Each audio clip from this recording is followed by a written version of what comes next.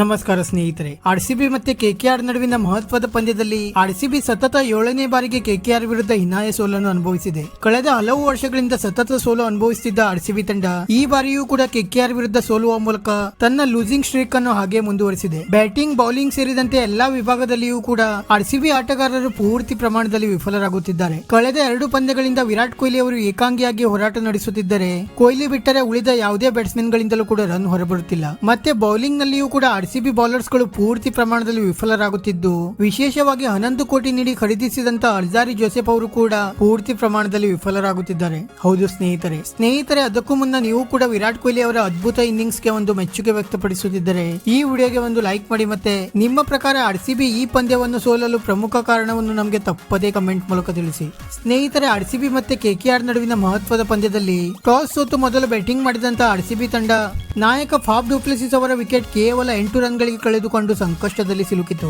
ಕಳೆದ ಪಂದ್ಯದಲ್ಲಿಯೂ ಕೂಡ ಪೂರ್ತಿ ಪ್ರಮಾಣದಲ್ಲಿ ವಿಫಲರಾಗಿದ್ದ ಡು ಪ್ಲೆಸಿಸ್ ಅವರು ಇಂದು ಕೇವಲ 8 ರನ್ ಗಳಿಸಿ ಔಟ್ ಆಗುವ ಮೂಲಕ ನಿರಾಸೆ ಮೂಡಿಸಿದರು. ಆದರೆ ನಂತರ ಬ್ಯಾಟಿಂಗ್ ಗೆ ಬಂದ ಕ್ಯಾಮರನ್ ಗ್ರೀನ್ ಅವರು ಸ್ವಲ್ಪ ಮಟ್ಟಿಗೆ ಇಂದು ತಮ್ಮ ಹಳೆಯ ಫಾರ್ಮ್ ಅನ್ನು ಕಂಡುಕೊಳ್ಳಲು ಯಶಸ್ವಿಯಾದರು. 21 ಎಸೆತ ಎದುರಿಸಿದ ಕ್ಯಾಮರನ್ ಗ್ರೀನ್ ಅವರು 2 ಸಿಕ್ಸರ್ ಮತ್ತೆ 4 ಬೌಂಡ್ರಿಗಳ ನೆರವಿನಿಂದ 33 ರನ್ ಸಿಡಿಸಿ ಆಂಡ್ರೆ ರಸೆಲ್ ಅವರ ಕ್ಲೀನ್ ಬೋಲ್ಡ್ ಗೆ ಬಲಿಯಾದರು. ನಂತರ ಬಂದ ಗ್ಲೆನ್ ಮ್ಯಾಕ್ಸ್ವೆಲ್ ಅವರು 28 ರನ್ ಗಳಿಸಿ ಔಟ್ ಆದರೆ ರಜತ್ ಪಟಿದಾರ್ ಅವರು ಕೇವಲ 3 ರನ್ ಗಳಿಸಿ ಇನ್ನೊಮ್ಮೆ ನಿರಾಸೆ ಮೂಡಿಸಿದರು.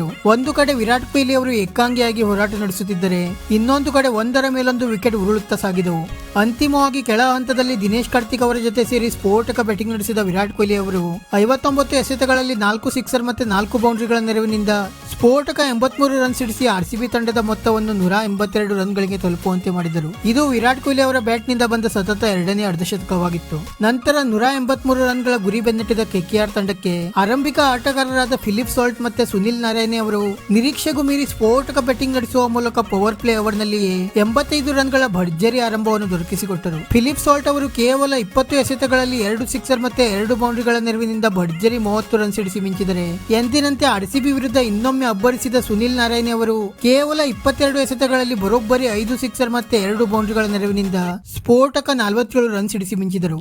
ನಂತರ ಬ್ಯಾಟಿಂಗ್ ಗೆ ಬಂದ ವೆಂಕಟೇಶ್ ಅಯ್ಯರ್ ಅವರು ಕೂಡ ಅಷ್ಟೇ ಸ್ಫೋಟಕ ಬ್ಯಾಟಿಂಗ್ ನಡೆಸಿ ಕೇವಲ 30 ಎಸೆತಗಳಲ್ಲಿ ಭರ್ಜರಿ ಅರ್ಧಶತಕ ಸಿಡಿಸಿ ಮಿಂಚಿದರೆ, ಶ್ರೇಯಸ್ ಅಯ್ಯರ್ ಅವರು ಕೂಡ 39 ರನ್ ಸಿಡಿಸಿ ಕೆಕೆಆರ್ ತಂಡಕ್ಕೆ ಭರ್ಜರಿ ಜಯವನ್ನು ದೊರಕಿಸಿಕೊಟ್ಟರು. ಕೆಕೆಆರ್ ತಂಡ ಈ ಪಂದ್ಯವನ್ನು ಗೆಲ್ಲುವುದರೊಂದಿಗೆ ಸದ್ಯ ಪಾಯಿಂಟ್ಸ್ ಟೇಬಲ್ ನಲ್ಲಿ 2ನೇ ಸ್ಥಾನಕ್ಕೆ ತಲುಪಿದರೆ, ಆರ್ಸಿಬಿ ತಂಡ 6ನೇ ಸ್ಥಾನದಲ್ಲಿದೆ. ಆರ್ಸಿಬಿಗೆ ಮುಂದಿನ ಪಂದ್ಯಗಳನ್ನು ಗೆಲ್ಲಬೇಕಾದರೆ ವಿಲ್ ಜಾಕ್ಸ್ ಮತ್ತೆ ಲೊಕ್ಕಿ ಫರ್ಗ್ಯೂಸನ್ ಅವರನ್ನು ತಂಡಕ್ಕೆ ಕರೆ ತರಲೇಬೇಕಾಗಿದೆ. ಸದ್ಯ ಆರ್ಸಿಬಿ ಪೂರ್ತಿ ಪ್ರಮಾಣದಲ್ಲಿ ವಿಫಲರಾಗುತ್ತಿದ್ದು, ಬರುವಂತ ಪಂದ್ಯಗಳಲ್ಲಿ ಯಾವ್ಯಾವ ಬದಲಾವಣೆ ಮಾಡುತ್ತದೆ ಎಂದು ಕಾದು ನೋಡಬೇಕಾಗಿದೆ. ವಿಡಿಯೋ ಇಷ್ಟ ಆಗಿದ್ದರೆ ಲೈಕ್ ಮಾಡಿ ಮತ್ತೆ ಚಾನೆಲ್ ಅನ್ನು ಸಬ್ಸ್ಕ್ರೈಬ್ ಮಾಡಲು ಮರೆಯಬೇಡಿ.